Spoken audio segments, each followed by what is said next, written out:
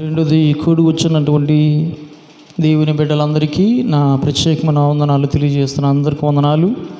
మరి దేవుడు ఈ చక్కటి శ్రేష్టమైన దినాన్ని మనకి ఇచ్చాడు. మరి ఈరోజు అంశము హన్నా ప్రార్థనలో పట్టుదల గల స్త్రీగా మరి అంశం ఈరోజు మనం ధ్యానం చేసుకుందాం. మొదటి సమూయేలు గ్రంథము 1వ అధ్యాయము 3వ వచనం ఒకసారి మనం చదువుకుందాం. ఇతడు షిలోహునందున్న సైన్యములకు అధిపతికు యెహోవాకు మొక్కుటకు బలి అర్పించుటకు ఏటేటా తన పట్టణమును విడిచి అచ్చటికి పోవుచుండెను. ఇతడు షిలోహునందు సైన్యములకు అధిపతిగా యెహోవాకు మొక్కుటకు. షిలోహులో ఎవరున్నారంటే దేవుడున్నాడు. ఆయన సైన్యములకు అధిపతి. దేవునికి ఒక సైన్యం ఉంది. ఆ సైన్యానికి అధిపతిగా ఉన్నటువంటి ఇతడు పేరు ఎల్కానా. ఈ ఎల్కానాను మనం చూచినప్పుడు ప్రియమైన దేవుని బిడ్డలారా, ఈ ఎల్కానాకి 2 భార్యలు ఉన్నారు. పెద్దామె పేరేమో మనందరికీ తెలుసు, అన్న. చిన్న భార్య పేరేమో పెనిన్నా. పెద్దామె పేరు ఏంటంట హన్నా, చిన్న భార్య పేరు పెనిన్నా. మరి ఈ పెద్ద భార్య కొరకు మనం ఈ రోజున మనం ధ్యానం చేసుకుందాం. హన్నా గురించి మనం ధ్యానం చేసుకుందాం.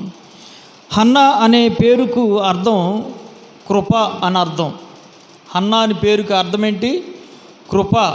చాలామంది పిల్లలకి, ఆడపిల్లలకి కృప అనే పేరు పెడతారు. కృపారాణి, కృపామణి, ఇలాంటి పేర్లు పెడతా ఉంటారు.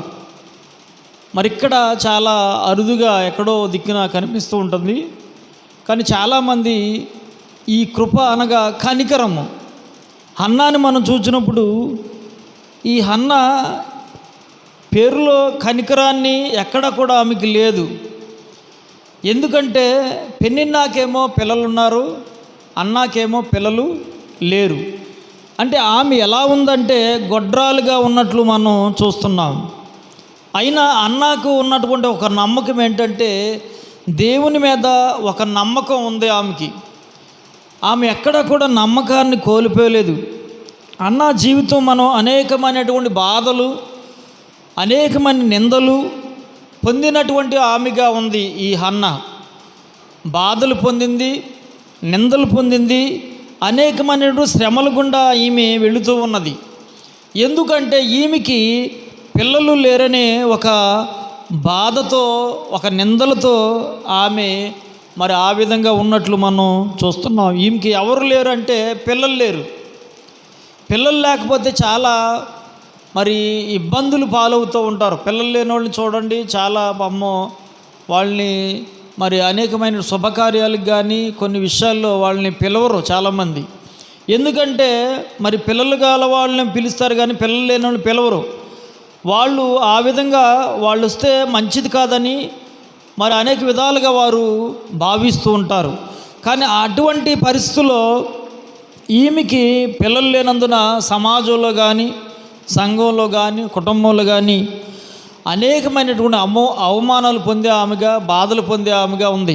ఈ మొదటి సమూయేలు గ్రంథంలో 1వ అధ్యాయము 6వ వచనంలో ఒకసారి మనం చూద్దాం. యెహోవా ఆమెకు సంతు లేకుండా చేసి ఉన్న హేతువును బట్టి ఆమె వైరియగు పెనిన్నా ఆమెను విసిగించుటకై, పిల్లలు లేరని విసిగిస్తుంది. ఈమెకేమో పిల్లలున్నారు పెనిన్నాకి.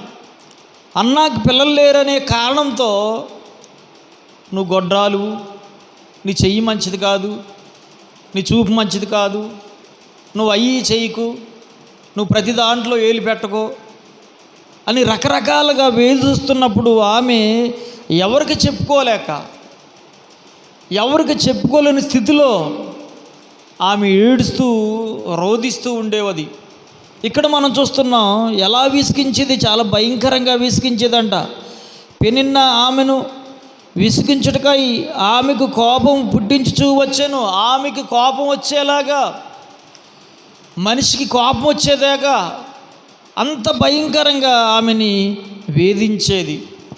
కానీ ఈ హన్నాను మనం చూసినప్పుడు తన లోటు తీర్చగలవాడు ఒకే ఒక్కడున్నాడు, ఆయనే ప్రభువైన యేసు.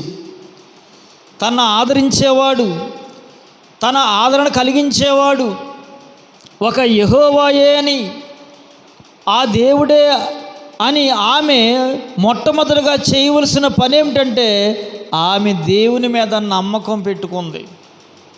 దేవుడే చేయగలదుడు, ఈ బాధలన్నీ తీసేసేవాడు దేవుడే, నా ముఖంలో నవ్వించేవాడు దేవుడే, నా కుటుంబంలో ఏడుపు వచ్చేది, పిల్లలు ఏడుపు వినపడే చేసేది దేవుడే, మా ఇంటికి అనేక మంది మమ్మల్ని చూచి పొగిడే పరిస్థితి తెచ్చేవాడు దేవుడే అని ఒక మంచి తలాంతును కలిగినటువంటి ఆమెగా ఆమె ఉన్నట్లు మనం చూస్తున్నాం. ఆమెకు ఒక లక్షణం ఉంది.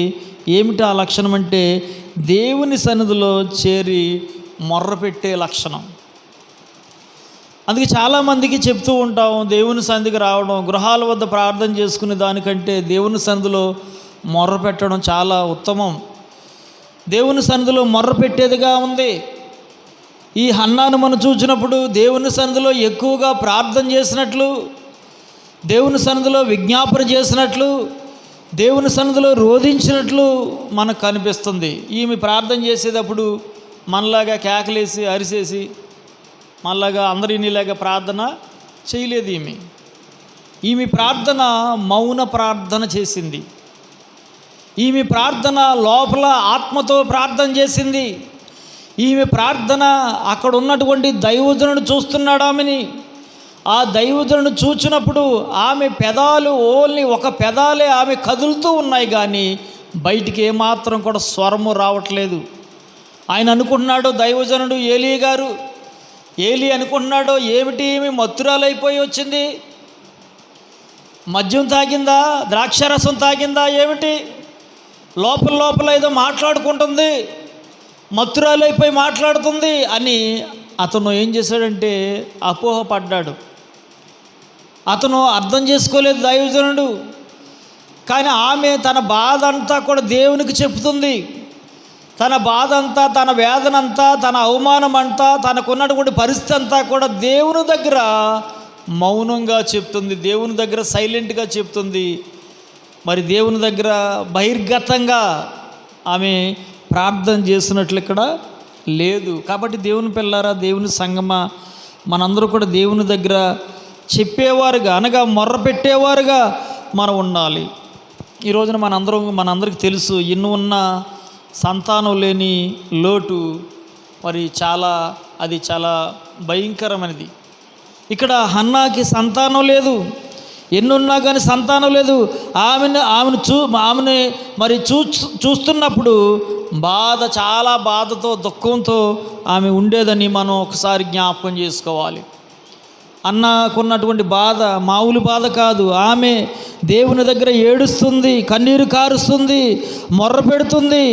ఎందుకంటే ఆమెకు పిల్లలు లేరని. ఆమెకు బహుశా మరి ఆమె భర్త 2 భార్యలు చేసుకున్నాడు. మనందరికీ తెలుసు, అన్నా పెనిన్న. ఆయన భర్త ఎందుకు 2 భార్యలు చేసుకున్నాడంటే, ఒకవేళ పెద్ద అమ్మాయికి పిల్లలు పుట్టలేదని ఒకవేళ చిన్న అమ్మాయిని చేసుకున్నాడేమో. ఆ చిన్న అమ్మాయిని మరి చేసుకునేటప్పుడు కూడా ఈమె ప్రోత్సహించిందేమో. అయినప్పటికీ ఆమెకి మరి పిల్లలు లేరని మనం జ్ఞాపకం చేసుకున్నాం. అన్న మరి భర్త పేరేంటమ్మా? అన్న భర్త పేరేంటి? ఎల్కానా. చెప్పాలి, అన్న భర్త పేరేంటమ్మా? ఎల్కానా. ఎల్కానాకి ఎంతమంది భార్యలు?